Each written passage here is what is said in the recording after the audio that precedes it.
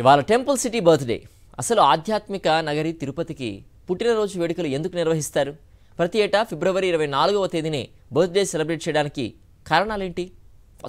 జన్మదిన వేడుకలు ప్రజలకే కాదు, తిరుమలకు ముఖద్వారమైన తిరుపతి లాంటి నగరానికి, శ్రీ వెంకటేశ్వర స్వామి కొలువై ఉన్న పుణ్యక్షేత్రానికి కూడా జన్మదిన వేడుకలు ముఖ్యమని తిరుపతి ఎమ్మెల్యే భూమన కరుణాకర్ రెడ్డి ఈ కార్యక్రమానికి కంకణబద్ధులయ్యారు. ఈ వేడుకలకు నగరంలోని ప్రతి ఒక్కరూ తరలి రావాలని పిలుపునిచ్చారు. అందుకు ఆధారాలు, శాసనాలు తెప్పించి మూడవసారి తిరుపతి పుట్టినరోజు పండుగను ఘనంగా నిర్వహించనున్నారు. వైకుంఠంలో వెలిసిన శ్రీ శ్రీనివాసుని దర్శనార్థం వేల సంఖ్యలో భక్తులు తిరుమలకు చేరుకుంటున్నారు. ఇలా వచ్చే భక్తులు ముందుగా తిరుపతికి చేరుకోవలసిందే. ఓ కుగ్రామంగా ఉన్న ఈ నగరానికి అనేక పేర్లు ఉన్నాయని చరిత్ర చెబుతోంది. చరిత్ర ఆనవాళ్ల ప్రకారం సౌమ్యనామ సంవత్సరం ఉత్తర నక్షత్ర సోమవారం ఫాల్గుణ పౌర్ణమి నాడు రామానుజులు గోవిందరాజుల పీఠాధిపతిని ప్రతిష్ఠించి నిత్య కైంకర్యములు చేసి 4 మాడ వీధులను అగ్రహారాలతో తిరుపతిని నిర్మించడం మొదలుపెట్టారట. అది తిరుపతి నగరానికి బీజం పడేలా చేస్తుంది. అటు తర్వాత దేవాలయం చుట్టూ ఉన్న ఇతర సంఘాలు తిరుపతికి మారాయి.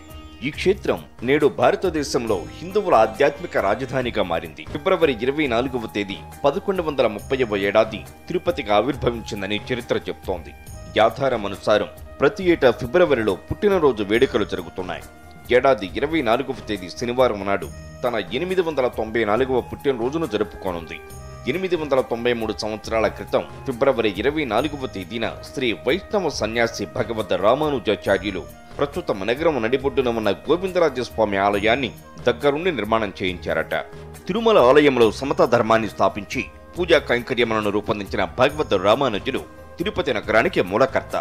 క్రమంగా చుట్టూ అగ్రహారాన్ని నిర్మించి దానికి తన గురువు పేరిట రామానుజపురం అని నామకరణం చేశారు. అందుకే ఇది చాలా కాలం పాటు రామానుజపురంగా గౌరవించబడింది. ఈ పట్టణాన్ని మొదట గోవిందరాజ పట్టణమని, తరువాత రామానుజపురమని 13వ శతాబ్దం ప్రారంభం నుంచి తిరుపతి అని పిలిచేవారు. ఇక తిరుపతి ఎమ్మెల్యే భూమన కరుణాకర్ రెడ్డి 2 ఏళ్ల క్రితం ఫిబ్రవరి 20న పురాతన శాసనాలను తెప్పించారు. ఇందులో ఈ నగరానికి 1130 ఫిబ్రవరి 24న రామానుజాచార్యులు శంకుస్థాపన చేసినట్టు రుజువులు దొరికాయి.